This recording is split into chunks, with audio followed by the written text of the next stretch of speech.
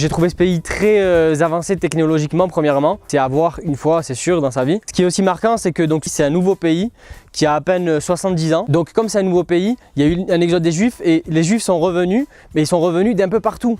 Et d'Europe de l'Est, donc les Ashkénazes, et du Maghreb, donc les Séfarades, d'Amérique latine, tous ces Juifs sont revenus et ont permis de créer une diversité incroyable au sein de cet État qui est Israël.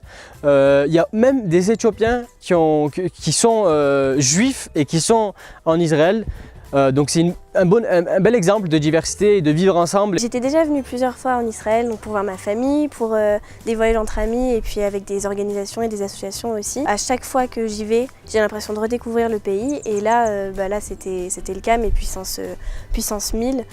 D'abord parce qu'on est allé dans des villes où j'étais jamais allée comme Nazareth, puis aussi parce que j'ai été face à une pluralité et une diversité de personnes, d'opinions, de points de vue, plus que ce que j'avais jamais vu. Et même si j'étais pas forcément toujours en accord avec ce qu'on voyait, j'étais vraiment contente de me confronter à ça, d'ouvrir mon champ de vision et de faire tomber aussi plein de stéréotypes. Donc moi j'étais déjà allé en Israël, c'était pour un pèlerinage avec ma famille. On était dans un petit cocon et je voyais que les lieux sacrés catho. Donc là j'étais hyper content d'aller découvrir les lieux sacrés juifs, les lieux sacrés musulmans. Moi je repars vraiment avec un sentiment général de poser les choses, aller parler aux gens, les écouter, les mettre en valeur eux et surtout virer tous les murs qui nous séparent, quoi. Vraiment créer des ponts parce que les gens ils ont besoin de parler. Israël pour moi c'est un pays qui est vraiment passionnant parce que de par son histoire, de par toutes les passions surtout qui s'entremêlent et surtout on se rend compte sur le terrain que s'il y a effectivement un conflit intercommunautaire, il y a surtout des désaccords intracommunautaires.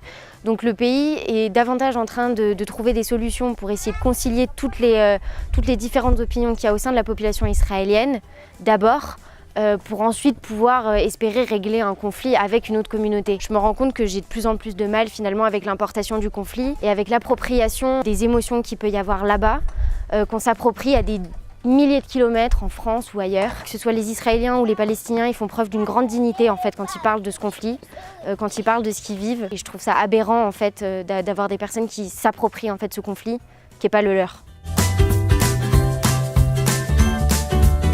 Ça s'est très bien passé. L'arrivée à l'aéroport que je redoutais un peu, c'est très bien passé. On a ouvert mon passeport, hop, on m'a donné mon visa. J'ai même pas eu une question, 5 minutes pas plus à l'aéroport. Très bien. Par contre, le départ, un peu plus compliqué. On m'a posé plein de questions. Ça, c'était la première étape. Donc, plein de questions. De quelle communauté est ta famille? Est-ce que tu parles hébreu? Est-ce que tu lis l'hébreu? C'est la première fois que tu viens, t'es sûr? Après, d'autres questions, parfois les mêmes, parfois pas les mêmes, avec d'autres personnes. Et donc, ça, c'est la deuxième étape. Et la troisième, c'est d'être passé au crible, d'être fouillé, scanner, IRM, d'être le sac vidé, l'appareil photo ouvert, partout sous le cache, en dessous de la batterie. Enfin, tout a été fouillé. Mais bon, voilà. Du coup, c'était très compliqué. Sinon, en tant que musulman en Israël, j'ai eu aucun problème. Je me suis senti bien et libre de pratiquer ma foi, comme en France, ou même plus. Et puis je pense que c'est pas nouveau pour eux, il y a 1,7 million de musulmans dans le pays. Comme d'habitude quand je vais en Israël, je me sens à la maison, j'ai l'impression que c'est le seul endroit sur terre où je suis vraiment libre d'être ce que je suis et de le dire, de le montrer et surtout de l'être comme je veux parce qu'il y a tellement de diversité au sein même de la population juive en Israël, il y a tellement de différentes manières de pratiquer, tout est mis à disposition pour pratiquer le mieux possible et au final c'est possible de choisir à quel niveau on veut être. Le fait aussi d'avoir pu aller au mur et d'être entouré pour la première fois de personnes qui ne sont pas juives, c'était un moment vraiment incroyable. Par rapport à ma conviction, c'était évidemment très fort, quoi. Moi, chaque fois que je vais sur ce pays, c'est vraiment la Bible sur le terrain, quoi. Les passages que je lis, les passages qu'on m'a racontés petit, que j'écoute encore à la messe, là, j'y suis, quoi. C'est là que ça s'est passé et il n'y a pas de doute là-dessus. Et moi, ça me fait vraiment trop plaisir de sentir tout ce qui a pu être senti. Moi, mon endroit préféré de Jérusalem, je vous le dis en secret, c'est Gethsémani. C'est là où il y a les oliviers qui ont plus de 2000 ans, qui ont connu Jésus. Ça me bouleverse. Être athée en Israël, c'est très facile. Notamment parce qu'en fait, il y a énormément de juifs athées. Et ce dont je me suis rendu compte, c'est que la judéité, donc le fait d'être juif et d'appartenir au peuple juif, était encore plus important que le simple fait de croire en Dieu. Donc finalement, moi, quand je me présentais en tant qu'athée, c'était pas très étonnant. Mon élément marquant pour Israël, c'est le service militaire. Bon, jusque là ça va parce que le service militaire on en a eu un en France, c'est pas choquant.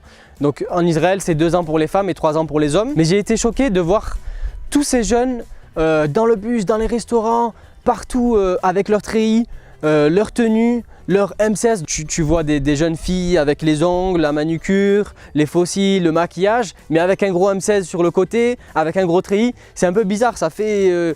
quand tu n'as pas l'habitude, c'est un peu un choc. Pour moi, l'élément marquant, c'était à Jérusalem. À un moment, on s'est retrouvés tous les trois avec Samy et Eloa parce que Ben était malheureusement malade. Donc après une interview, sur le chemin du retour, on s'est arrêté sur un point de vue qui surplombait Jérusalem et la vieille ville. Et donc on était tous les trois sur ce point de vue et on voyait le Saint-Sépulcre, on voyait le mur des Lamentations et on voyait l'esplanade des mosquées. Et donc déjà la vue était incroyable. Et ensuite tous les trois, je ne sais plus trop qui a lancé l'idée, mais on a tous les trois fait une prière chacun dans notre rite et selon les langues aussi de notre rite. Donc moi j'ai lu un psaume, Eloa a fait le Notre Père et Samy a fait une prière en arabe. Et c'était un beau moment de partage, un beau moment d'équipe aussi, et puis un beau symbole qu'on a fait sans s'en rendre compte, mais rétrospectivement c'est un très beau moment. Moi l'élément qui m'a marqué, c'est une interview qu'on a effectuée dans une zone un peu entre deux, la Gush Etzion Junction. Donc c'est vraiment un carrefour où il y a eu des événements dramatiques, c'est une zone de violence et où s'est établie en fait une ferme, l'association Roots, où juifs et musulmans viennent en paix, parler, faire des ateliers de vivre ensemble, etc. Donc on a fait cette interview dans des canapés défoncés, avec des moutons à droite, des mouches qui nous volaient par-dessus, et avec des juifs et des musulmans qui vivaient dans le coin et qui en avaient marre et qui voulaient faire localement un petit truc pour se rassembler. Le moment marquant pour moi en Israël, c'était de se balader dans les rues de Tel Aviv et de sentir une sorte de quiétude et de se rendre compte que Tel Aviv, c'est un espèce de microcosme au sein d'Israël, dans un contexte qui est très compliqué. Et finalement, c'est une ville où je me suis sentie très très bien et où même à la fin, je disais aux autres que je me voyais très bien vivre en fait dans cette ville. Sœur Noriko, c'est une sœur de la communauté du Chemin Neuf catholique. Plutôt que d'expliquer, je vous laisse découvrir son histoire au travers de notre page Facebook à la partie Humans of IFT. Je vous le conseille vivement. Pour moi, la personne marquante, c'était Eva, qui est une personne qui travaille à l'association Tali, qui promeut la diversité dans les établissements scolaires. Donc c'est quelqu'un qui a fait son alia, qui est partie de France pour aller vivre en Israël quand elle était jeune, comme beaucoup de jeunes le font dans mon entourage notamment. Je saurais pas bien expliquer pourquoi, mais je me suis sentie assez proche d'elle, notamment dans ce qu'elle racontait de son enfance en France et de la manière dont elle vivait son judaïsme et dont elle vivait aussi la diversité et puis le partage qu'elle avait avec les gens en France qui n'étaient pas juifs et le milieu dans lequel elle a évolué. Et ça m'a beaucoup touchée le fait qu'elle, française, arrive en Israël avec la volonté de lutter pour que la diversité soit une richesse et pour que les enfants israéliens et les enfants palestiniens puissent se connaître, apprendre à se connaître, apprendre la culture des uns et des autres et puis tout ça pour qu'ils puissent vivre ensemble. Alors moi, ma personne marquante, c'est Yuval qui a créé avec 2-3 amis dans son kibbutz l'association Hanita Peace Ridges et qui en fait habite, sa maison est sur la frontière entre l'Israël et le Liban. Et donc c'est une frontière qui en ce moment est hyper gardée, c'est hyper tendu comme contexte. Et lui, du coup, il habite là et il n'a qu'une envie, c'est de vivre en paix avec son voisin, quoi. Du coup, il a décidé de peindre sur des grands draps et des grandes banderoles des messages de paix et les afficher face Liban. Du coup, tous les matins, le gars, il prend son pot de peinture, il va écrire des grands mots paix en toutes les langues, hein, peace, shalom, salam, etc. Il l'affiche face à ses voisins libanais pour que, voilà, il espère un jour. C'est un peu une bouteille jetée à la mer, mais je trouve le geste magique. Moi, la personne qui m'a marquée en Israël, c'est Rebecca de Tzedaka Rehout. Donc, c'est une organisation qui milite pour un rapprochement entre Palestiniens et Israéliens. C'est une organisation qui, à mon sens, est très bien ficelée, très bien pensée, qui essaie de donner à chacun la place qu'il a, qui essaie aussi de reconnaître les douleurs de chacun, les passions de chacun, les récits de chacun. Et Rebecca, c'était quelqu'un pour moi qui était très très réfléchi, qui m'a semblé très pertinente dans la manière dont elle abordait son rôle dans l'association en tant que juive israélienne. Elle est jeune aussi, je crois qu'elle avait notre âge, et d'avoir des jeunes comme ça aussi impliqués et qui sont autant engagés pour une cause et qui essayent de faire de leur mieux pour changer la société de demain.